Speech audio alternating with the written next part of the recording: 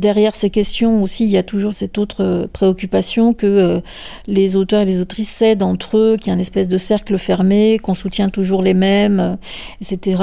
Nous, on a mis en place plusieurs règles pour lutter contre ça. C'est-à-dire qu'à la fois, quand on a obtenu la bourse Brouillon d'un rêve, il faut attendre 3 ans avant de pouvoir en demander une autre, en obtenir une autre. Et puis ensuite, avant de commencer la lecture, on demande toujours à tous les lecteurs et les lectrices s'il n'y a pas de conflit d'intérêts. Réflecteur, le podcast sur l'écosystème des films documentaires. Épisode 24, ressources. Bonjour, moi c'est Anaïs Bajeux et je suis réalisatrice, cadreuse, monteuse. Freelance depuis 2017, je mène ma barque en me rendant à une évidence. Je manque de clés, de connaissances, d'expériences pour bien comprendre l'écosystème des films documentaires. Ces chroniques ressources sont des boîtes à outils ancrées dans la réalité professionnelle. Elles existent pour vulgariser des contenus administratifs, juridiques, institutionnels, qui peuvent pour certains, certaines, paraître rébarbatifs. J'espère du coup que cela vous plaira. Aujourd'hui, je vous propose un tour d'horizon de la SCAM, la Société civile des auteurs et des autrices multimédia, située au 5 avenue Vélasquez, dans le 8e arrondissement de Paris.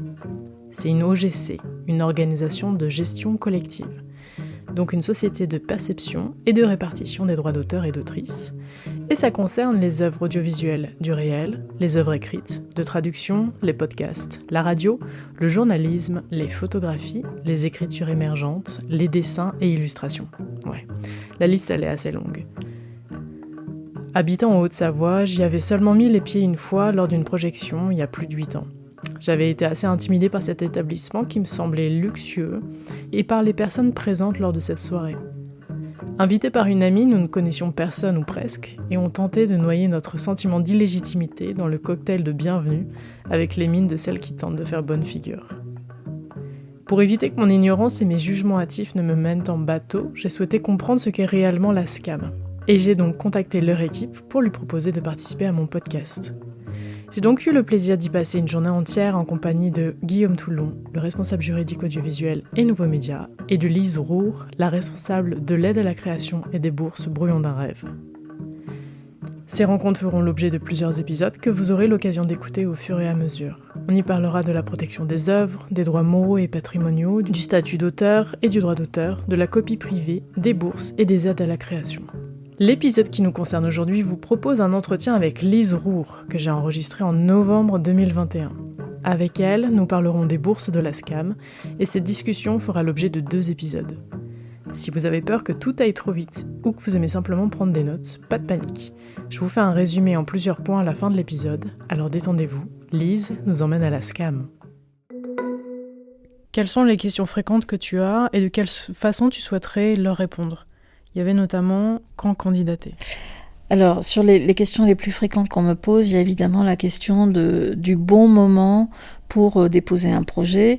Alors, ça veut dire, c'est la question à la fois de l'avancement du projet, à quel stade il faut déposer, est-ce que, voilà, il faut avoir fait des repérages ou pas. Donc, évidemment, tout dépend du projet. C'est pas toujours possible de faire des repérages, évidemment. Quand on veut faire un film qui se passe en Amazonie, par exemple, on n'a pas tellement la possibilité d'y aller tous les 15 jours. Donc, parfois, on y est allé une fois et c'est là que le film est né. Donc, on a pris des notes, on a pris des photos, etc. Mais après, voilà, ça reste un travail théorique. C'est comme ça, on va s'adresser à nous pour suivre ce travail, pour permettre d'autres repérages, voilà. Ce qui est important dans ce temps où on est loin des lieux qu'on souhaite filmer ou des personnes qu'on souhaite filmer, c'est évidemment d'essayer de maintenir des liens quand même avec les personnages ou avec les lieux. C'est très important pour savoir ce qui continue de se passer dans leur vie, qu'est-ce qui se passe dans le réel, voilà, et pour pas perdre le lien avec le réel et avec la matière qu'on souhaite filmer. Voilà, donc sur la question d'avoir fait ou pas des repérages, avoir fait des repérages, c'est vrai que c'est pas indispensable, bien sûr, mais ça permet quand même de se faire une idée de la façon dont on veut filmer les choses et de se faire une idée surtout des situations qu'on veut filmer. Et quand on cherche à écrire un synopsis détaillé, comme on le demande nous dans notre dossier, aujourd'hui ce sont des dossiers de 15 pages, et pour la bourse d'aide à l'écriture qui sera en 2022, ce sera la même chose, des dossiers de 15 pages avec un synopsis détaillé. Quand on n'arrive pas à écrire le synopsis détaillé, souvent c'est qu'on n'est pas suffisamment allé sur le terrain, parce qu'évidemment un synopsis détaillé, ce sont des hypothèses de travail, des séquences, ce sont des séquences, donc des séquences basées sur des hypothèses de travail, parce qu'on est allé sur le terrain, on a vu le personnage en situation, ou parce qu'on a une connaissance du terrain qui permet d'imaginer quelles sont les scènes qui vont permettre de raconter ce qu'on veut raconter, quoi. Donc voilà, ça c'est important de se poser ces questions. Est-ce que je suis suffisamment allée sur le terrain pour commencer quand même à savoir qu'est-ce que je vais raconter, comment je vais le raconter et par quel choix artistique. Et puis parfois, évidemment, il y a aussi la question du dispositif. Le dispositif, c'est-à-dire les choix de mise en scène qu'on va faire. Parfois, quand on est jeune auteur, on se cherche, donc on ne sait pas forcément. Il faut pas hésiter à tester ou à prendre du son, pourquoi pas, ou à filmer soi-même, ça vaut le coup d'essayer des choses, de tester des choses. Voilà, ce qui est demandé, ce ne sont pas des grandes théories sur ce que c'est que le documentaire, parce que des façons de faire le documentaire, il y en a des tas. Il y en a autant que d'auteurs. Bien sûr, il y a des familles de documentaristes, mais quand même, il y a vraiment des tas de façons de faire différentes. Et trouver la sienne, c'est ce qui est le plus difficile quand on démarre. Et pour ça, le seul moyen, c'est de faire. Donc ça, c'est sur la question de l'avancement. Après, une question qu'on me pose aussi souvent sur cette question de quel est le bon moment pour déposer un projet, c'est qu'on s'imagine parfois que le budget, on le donne, on a un budget en début d'année et qu'il est dépensé au fur et à mesure des projets qu'on trouve et qui nous intéressent. En fait, pas du tout. Le budget, il est divisé en 6 sessions, puisqu'on a 6 plénières par an. Donc chaque plénière, chaque jury a strictement le même budget que le précédent et que le suivant. Donc ça sert à rien de s'inscrire en début d'année en disant « ouais, ils ont plein de sous ». Et ça sert à rien de s'inscrire à la fin de l'année en se disant « si ça se trouve, il leur reste plein de sous et ils vont être vachement plus généreux ». C'est pas du tout comme ça que ça marche. Ça peut fonctionner comme ça à certains endroits, mais nous, pas du tout. Donc voilà, juste une petite info comme ça. Tu parlais du lien de visionnage, si tu peux reprendre une phrase là-dessus. Ouais. La question qu'on me pose souvent, c'est est-ce qu'il faut joindre un lien de visionnage ou pas ? Alors, lorsqu'on demande une bourse de repérage, c'est facultatif, ce qui est logique, puisqu'on n'a pas été encore sur le terrain, etc. On n'a encore rien filmé, ni rien enregistré. En revanche, si on demande une bourse d'écriture, le lien deviendra obligatoire. Donc ce lien, ça peut être... il est limité à 15 minutes, ça peut être des rushs bruts, ça peut être qui sont choisis, c'est pas parce qu'on dit rush que c'est évidemment 15 minutes, allez pouf, je lance l'enregistrement et puis je m'arrête à 15 minutes. C'est évidemment très important de choisir ce qu'on donne à visionner, toujours. Donc ça peut être des rushs bruts, ça peut être un teaser ou une bande-annonce, ça peut être un film esquisse, c'est une expression qui vient de l'atelier documentaire de la Fémis, c'est-à-dire une espèce de petite maquette en fait du projet qui va nous permettre, qui ressemble, qui est dans l'esprit du film, quoi. Donc ça peut être au choix, l'un ou l'autre de ces éléments. Alors, comme ça deviendra obligatoire pour la bourse écriture, je ne vais pas dire que c'est particulièrement recommandé pour les premiers films, mais voilà, à la date d'aujourd'hui, souvent, on hésitait à en mettre un, parce que voilà, parfois c'est un peu qui tout double.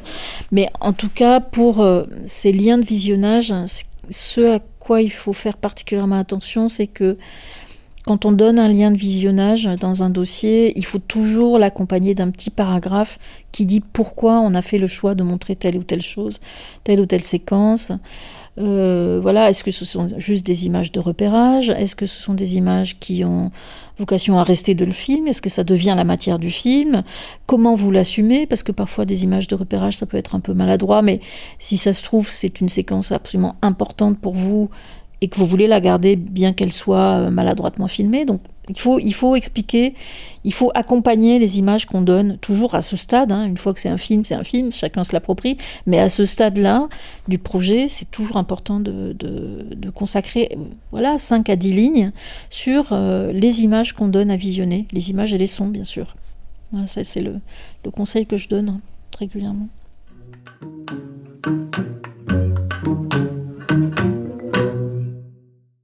Parfois, je peux avoir des retours de personnes qui n'ont pas obtenu la bourse, des retours un peu malheureux et très déçus, de gens qui comprennent pas pourquoi des auteurs très connus, comme ça a pu arriver. L'année dernière, on a pu soutenir Simone Bitton, par exemple, ou Stan Neumann, il y a 2 ans.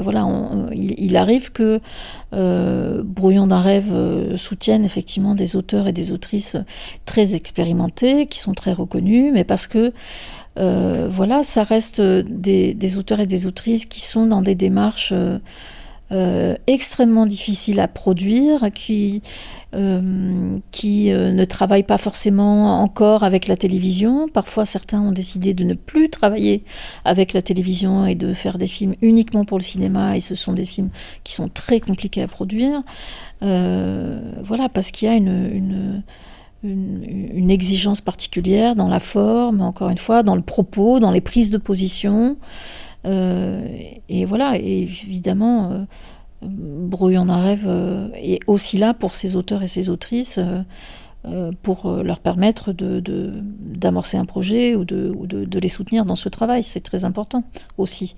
Mais ça reste quand même des phénomènes assez isolés. Je veux dire, tous les réalisateurs ou réalisatrices qui travaillent très très régulièrement à la télévision ou qui font énormément d'entrées au cinéma, quoique en documentaire quand même tout est relatif, ils viennent rarement demander de l'argent à Brouillon d'un rêve. Enfin, je veux dire, quand même, il y a une conscience de la part des uns et des autres, une vigilance quoi et une connaissance du fait que cette aide, elle est quand même réservée à des gens qui en ont besoin, quoi. Enfin, pour travailler, pour que leurs œuvres existent, pour que donc quand même il y a pas d'abus à ma connaissance. Enfin, je veux dire, j'ai très rarement eu d'auteurs qui étaient archi reconnus et dont on pouvait juger qu'ils n'avaient absolument pas besoin de l'aide de la SCAM, quoi,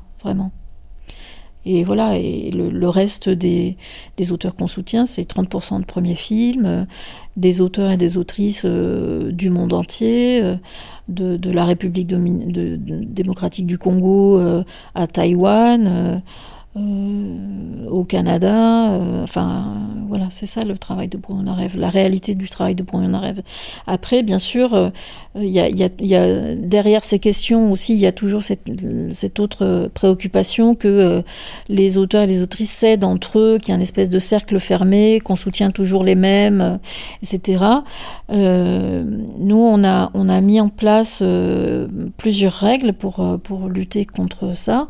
C'est-à-dire qu'à la fois, quand on a obtenu la bourse Brouillon d'un rêve, il faut attendre 3 ans avant de pouvoir en demander une autre, en obtenir une autre.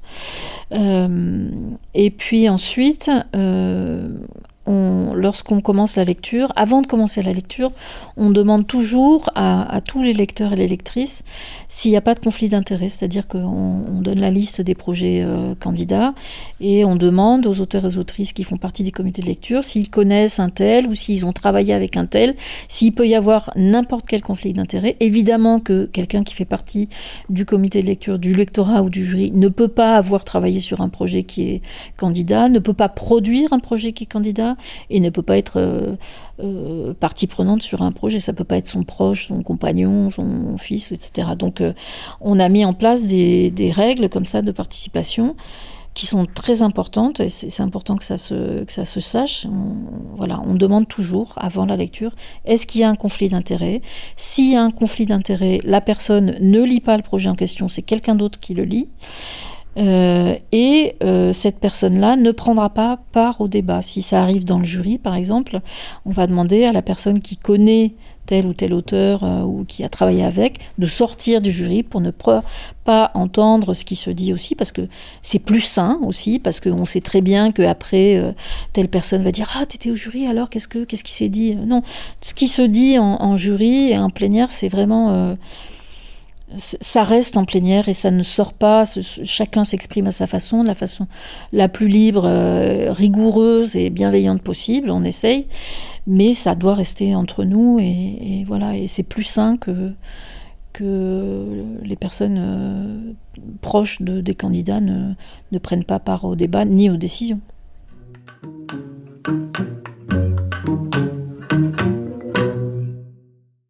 Ça, c'est un conseil aussi d'écriture, parce qu'évidemment, les projets, les dossiers documentaires, c'est très difficile à écrire, hein, et on est dans un système qui repose énormément sur l'écrit, presque plus que sur les rushs joints ou les liens de visionnage joints, bien qu'on soit très très attentif à ce que l'écrit ne prenne pas toute la place, vraiment, et à ce que les images jointes puissent aussi jouer leur rôle plein, parce que cela, ce ne sont pas des dossiers d'écrivains qu'on demande, hein, mais des dossiers de cinéastes, de réalisatrices, réalisateurs.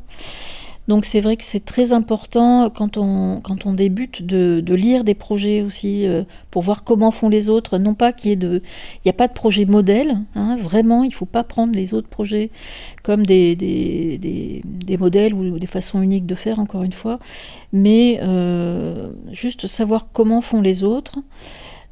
Comment chacun s'empare de cette étape de l'écriture. Et donc il y a la scénariothèque du CNC en ligne, qui est vraiment un outil précieux. Il y a toujours en permanence une 30aine de projets à lire sur les différents dispositifs du CNC, donc ça c'est quand même assez important. On va mettre en ligne nous aussi des projets, mais pour l'instant ils sont consultables à la Maison des auteurs et des autrices Agnès Varda à la SCAM. Il y a aussi sur la plateforme Tunk, dont on est partenaire, il y a toujours en permanence sur Tunk au moins 5 ou 6 brouillons d'un rêve pour lesquels on demande aux auteurs et aux autrices l'autorisation de donner de permettre la lecture, le téléchargement du dossier tel qu'il a été déposé à brouillon d'un rêve. Et ça, il n'y a pas besoin d'être abonné pour pouvoir télécharger le dossier.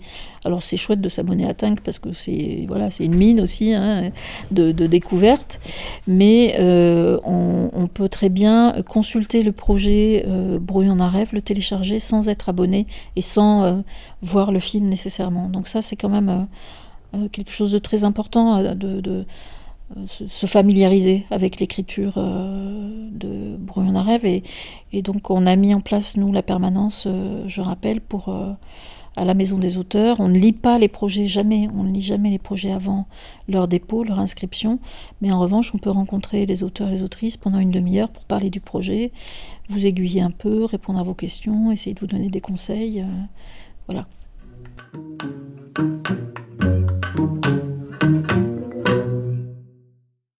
Il y a une autre question aussi c'est pas une question, il y a un constat aussi, un conseil que je donnerais peut-être sur la mise en page. Donc pour l'aide à l'écriture, le nombre de pages est limité à 15. Et souvent on constate qu'il y a alors d'abord il y a les petits filous qui écrivent en police 6 et sans marge, avec 3 mm de marge. Et là, ceux-là, ils reçoivent un coup de téléphone de ma part. Pas hyper contente. Et vous avez 24 heures pour m'envoyer la nouvelle version de 15 pages, mais en police de caractère 12. Alors c'est vrai qu'on ne donne pas de consignes de mise en forme et tout, donc on n'a qu'à s'en prendre qu'à nous-mêmes. Mais voilà, on est dans un principe de confiance et malgré tout, ça reste assez rare. Mais voilà, ne pas jouer avec les marges et avec la police de caractère, c'est pas conseillé parce que ça met les lecteurs et les lectrices dans des très très mauvaises dispositions. Quand on a 35 projets à lire, hein, il faut imaginer imaginer quand même que les membres du lectorat, alors bien sûr, ils perçoivent une indemnité pour ce travail, mais c'est un sacré engagement. C'est 35 projets de 15 pages à lire tous les 2 mois, avec des liens de visionnage de rush, parfois de films précédents. Enfin, c'est vraiment un travail très très exigeant. Donc quand on arrive au bout du 18e projet, et que c'est la police de caractère 6, ça met vraiment pas à bonne disposition. Donc c'est pas conseillé. Et moi, un autre truc que je déconseillerais, c'est de faire un travail graphique très très chiadé, très très coloré et tout. Alors bien sûr, je vais pas dire que c'est désagréable après plein de projets en texte brut de 15 pages, de tout d'un coup voir un peu de couleur, etc. Mais c'est vraiment pas là-dessus que ça se joue, quoi. C'est bon, et je sais que parfois il y a des auteurs ou des autrices qui payent des graphistes, et tant mieux. Vive le travail des graphistes. Mon idée n'est pas du tout de dire faut pas payer de graphistes pour leur travail. C'est simplement, c'est pas du tout là que ça se joue, quoi. C'est vraiment sur la démarche, sur la singularité de la démarche. Sur la qualité de la réflexion, voilà, et l'aboutissement du travail. C'est vraiment là que ça se joue, avec un texte qui respire suffisamment, voilà, c'est suffisant, quoi. Et quelques photos, bien sûr, parce que il y a la question aussi des photos. Est-ce qu'on peut mettre des photos dans un dossier ? Évidemment qu'on peut mettre des photos dans un dossier. Il faut toujours, par contre, faire des choix. On n'est pas dans l'illustration. C'est dans le même sens que la couleur ou qu'un titre qu'on va mettre sur un fond spécial. Ça va dans le même sens. On n'est pas dans l'illustration ou dans la fioriture. C'est un peu péjoratif de dire ça, mais voilà, il faut, si on met des photos, il faut évidemment en être l'auteur ou l'autrice. Si c'est pas le cas, il faut préciser qui en est l'auteur ou l'autrice. Et puis, il faut vraiment que ce soit un choix de mettre telle et telle photo, parce que c'est important, parce que ça apporte quelque chose au texte que ça accompagne.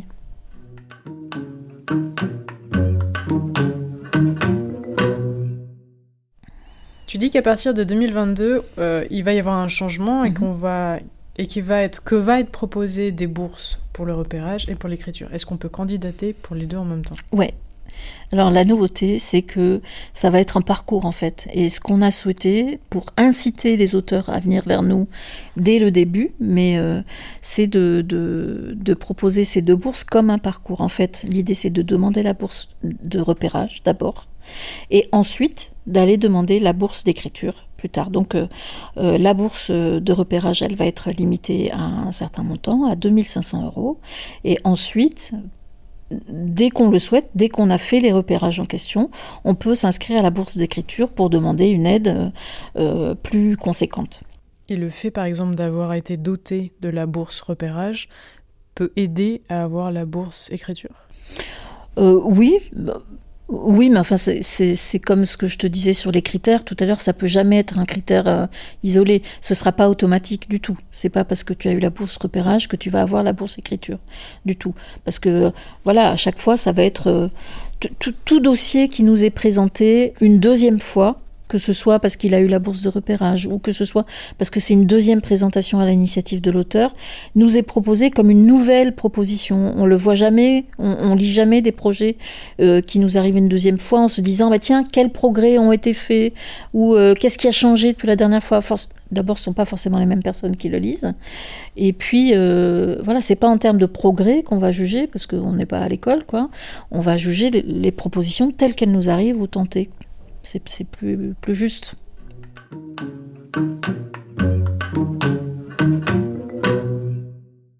Si on est lauréat d'une bourse, il y a plusieurs milliers d'euros qui tombent. De quelle façon on le déclare aux impôts ? Enfin, du coup... Oh, purée. Ouais, la question désolée. piège. Mais ouais, mais en fait, je me dis, Dieu. est-ce que c'est considéré... Enfin, est-ce que c'est imposable ? Parce que si c'est imposable, tu vois... Enfin, moi, par exemple, je suis auto-entrepreneur. Ouais. Je doute que ce soit le cas, mais si c'était un revenu, enfin si c'est un chiffre d'affaires qui doit rentrer, j'ai 22% de charge. Si du coup sur 6 000 € ou sur 2 000 €, il faut encore enlever un certain pourcentage qui est imposable, de quelle façon ça se manifeste pour les personnes lauréates ? Oui. Alors toutes les bourses d'écriture sont imposables. Oui. Et il y a même des charges sociales qui sont prélevées et des charges... des droits sociaux AGESA, qui sont prélevés sur le montant obtenu. Sauf si tu as déjà un précompte auprès des AGSA et au moment où tu signes la convention avec la SCAM, on envoie un formulaire pour demander, voilà, est-ce que vous avez un précompte, quel est votre statut, et on va ajuster évidemment en fonction de ça pour qu'il n'y ait pas de prélèvement supplémentaire ou indu, quoi. Hein, ça va être... on va être vigilant là-dessus, mais évidemment, il y a des charges. Ouais, c'est la loi qui l'impose, hein, évidemment. C'est pas chaque dispositif qui le décide. C'est la loi qui impose qu'il y ait des prélèvements sociaux, dont AGSA. Et ça représente à peu près 18%. Donc c'est quand même assez conséquent. Ouais. Et ça, donc, c'est sans, évidemment, c'est à déclarer aux impôts ensuite. Ok, donc ça signifie par exemple sur 6 000 €, il va y avoir 18% pour les cotisations sociales, plus après un impôt qui va être dessus. Ok, très bien, merci.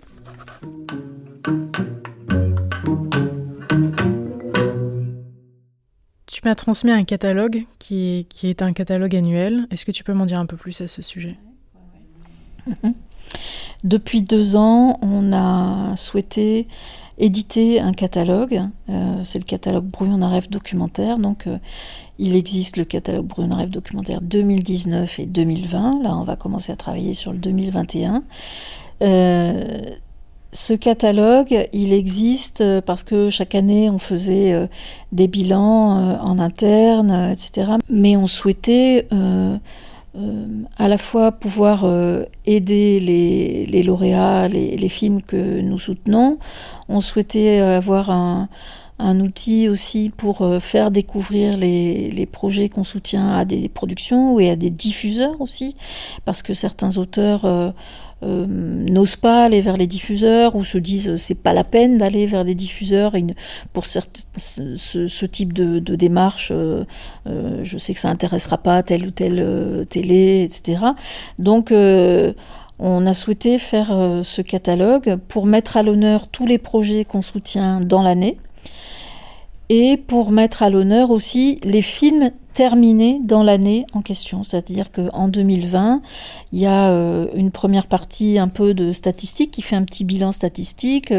Combien d'hommes, combien de femmes, combien d'auteurs en région, à l'international. Tout ça, ce sont des données qui nous intéressent et ça nous intéresse qu'elles puissent paraître aussi dans le temps pour que toute la profession puisse s'en emparer et voir comment l'aide à l'écriture évolue. Donc il y a 2 pages sur des chiffres qui disent un peu, voilà, il faut un petit état des lieux de Brouillon d'un rêve. Les hommes, les femmes, les auteurs en région, combien ont eu une aide du CNC, combien sont accompagnés par une production. Et puis, donc, ensuite, le catalogue se divise en 2 parties. La première partie sur les projets lauréats. Là, il y a toute la liste des projets soutenus dans l'année, avec les résumés, les coordonnées de l'auteur ou de l'autrice lorsqu'ils nous ont donné l'autorisation, bien sûr, les productions et les aides obtenues. Donc c'est vrai que ça permet quand même... c'est une sacrée référence, un sacré panorama du documentaire de création, parce qu'il y a vraiment des informations sur le financement de très très nombreux documentaires. Et la deuxième partie du catalogue, c'est sur les films terminés dans l'année. Donc ça peut être des films qui ont été soutenus il y a 2 ans, 3 ans ou 10 ans. Et sur leur diffusion. Est-ce qu'ils ont été diffusés à la télévision, sur une plateforme ou au cinéma?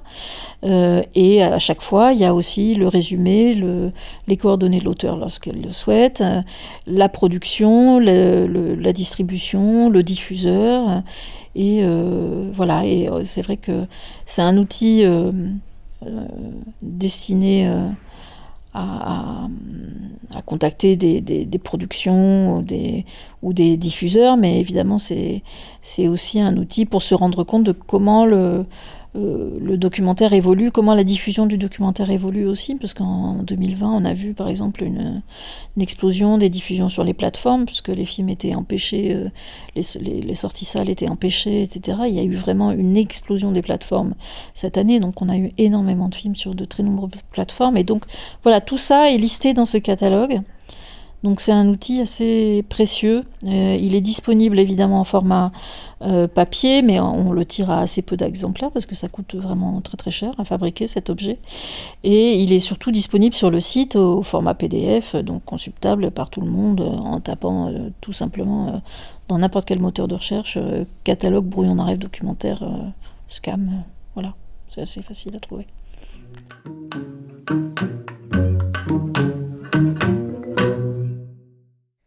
Quand tu es arrivé ici, entre le moment où tu es arrivé et aujourd'hui, ton regard en arrière sur ton expérience dans cette fonction, quelle est ta vision de Brouillon d'un rêve ? Quelle est ta perception ? Qu'est-ce que tu en penses ? Quels échanges tu as pu avoir avec les gens et de quelle façon ça t'a nourri ? Alors la vision que j'en avais, c'était une vision partielle bien sûr, parce que je travaillais déjà à la SCAM, j'organisais les projections qui ont lieu dans cette salle Charles Brabant. Je voyais certains des films qui étaient soutenus par le dispositif, mais pas tous. Et j'en avais sans doute une idée assez restreinte, parce qu'en fait, à la fois, je pense qu'il y avait un réel besoin d'ouvrir Brouillon d'un rêve et de casser un peu cette idée de Brouillon d'un rêve, un peu comme une tour d'ivoire réservée à un certain type d'auteurs, d'autrices qui font un certain type de cinéma, etc. En fait, la réalité des choses, c'est que Brouillon d'un rêve soutient des formes extrêmement différentes, quoi. Vraiment. Alors c'est vrai que nous, on fait un énorme travail avec Fanny. On le fait par conviction personnelle et parce que c'est en accord bien sûr avec les membres du conseil d'administration et des commissions, hein, mais voilà, on fait un énorme travail de pédagogie, d'ouverture, de présentation du dispositif. J'ai mis en place une permanence le 2e mercredi du mois à la Maison des auteurs. On répond énormément au téléphone pour donner des conseils. Voilà, on fait un énorme travail pour que le plus grand nombre d'auteurs et d'autrices aient les infos les plus justes et les plus pertinentes pour avoir les meilleures chances d'obtenir la bourse ou d'être guidé dans ce dispositif, quel que soit son parcours, et ça nous importe beaucoup. Quelles que soient les études qu'on ait fait, quels que soient les codes qu'on détient ou pas. On fait donc un travail très important de présentation de ce dispositif, d'explication de comment ça marche auprès de publics très différents tout au long de l'année. Voilà, c'est un peu ce qui nous guide, et évidemment ce qui fait sens pour nous, surtout c'est quand on organise des journées comme la journée Brouillon d'un rêve à l'USAS ou la journée qu'on a fait en partenariat avec Périphérie, qui est un dispositif d'aide de résidence de montage, donc une aide à la post-production en Seine-Saint-Denis. Voilà, quand on fait des journées comme ça, on organise 5 ou 6 projections de films qu'on a soutenues et qu'on voit l'étendue, la variété des démarches, quoi, hein, c'est là que ça prend tout son sens, quoi. Enfin, tout ce qu'on fait, ça nous recharge les batteries, quoi. Ce sont des journées assez importantes dans l'année pour nous, parce que voilà, de découvrir ces œuvres, de rencontrer les auteurs et les autrices à cette occasion-là, de voir chacun les précautions qu'ils ont pu prendre dans la manière de filmer leurs personnages, chacun les parcours du combattant parfois pour arriver à mener à bien leur travail. Voilà, c'est ça qui donne le sens à ce qu'on fait toute l'année, quoi. Ça rebondit sur la toute dernière question que je vais te poser. Si tu dois choisir un de tes meilleurs souvenirs de ton métier, ce serait quoi ? Oh la vache. Ouais, c'est dur, désolé. J'ai pas eu de préparation. Oh la vache, c'est super dur. Tu vois, un truc qui te fait que... Tu viens de parler d'espoir un peu. Enfin, c'est un truc qui illumine finalement, qui où ça doit être très gratifiant malgré tout de participer à tout ça. Est-ce que tu as souvenir d'un moment où tu t'es dit, même si ça paraît très simple en fait, genre j'ai souvenir d'avoir eu cette discussion avec cette personne que j'avais peut-être jamais vue, et en fait, je sais pas, ça m'a fait du bien de voir que je l'avais aidé, enfin que à mon niveau je l'ai aidé, ou autre chose, je sais pas, mais... Bon, il y a plein de moments importants. Il y a les moments où on présente les films, évidemment, où les auteurs ou les autrices nous disent qu'on a été les premiers à soutenir le film, et que ça a relancé le moteur parce que la nouvelle est arrivée à un moment où il venait d'apprendre qu'un des personnages voulait plus être filmé, ou que finalement tel autre personnage avait fait ci, avait fait ça, qui était complètement démotivé, ça changeait complètement le projet, et que finalement de se rendre compte que quelqu'un d'autre avait croyait dans le film, tout d'un coup ça relançait le moteur et c'était reparti, et ça redonnait de l'énergie pour aller chercher d'autres aides, pour poursuivre l'écriture, pour faire avec ce qui a changé dans le réel, pour adapter le projet et tout ça. Donc ça évidemment, ça c'est assez c'est assez magique quoi, quand on se rend compte de la portée de la portée, parce qu'évidemment il y a l'aide financière, mais pas que, hein, c'est quand même aussi beaucoup une reconnaissance du travail quoi, par l'obtention de la bourse qui est faite. Donc ça, quand on sent que ça redonner des forces pour poursuivre le combat entre guillemets, c'est vrai que c'est extrêmement précieux, c'est très fort. Après, c'est quand on va présenter un film, et que comme cet été, par exemple, le film qu'on a montré à l'USAS, le premier film, l'auteur qui venait du Mali avait eu 15 jours de quarantaine à cause du Covid. Venait d'être dans une crise de palu, une crise de palu qui s'est déclenchée 2 jours avant la projection, et que c'est le premier film de la journée, et qu'il y a les cloches de l'USAS qui sonnent en plein milieu de la projection du film, et que à la fin du film il y a une ovation pour l'auteur, et ce sera sa seule projection parce qu'il doit rentrer au Mali pour et toute la tournée de son film est arrêtée. On sait que le choix qu'on a fait de montrer son film avait une valeur toute particulière, quoi. Et ça, évidemment, c'est un exemple très particulier, mais assez récent. Parfois, c'est rencontrer les personnages. Parfois, c'est rencontrer les personnages des films aussi. C'est plein de moments. Plein de moments de partage avec les auteurs qu'on soutient, et ceux qu'on soutient pas, mais qui nous donnent aussi matière à penser sur le dispositif, et sur comment l'ajuster, comment le penser mieux, comment l'adapter mieux, quoi. C'est ça qui nous nourrit.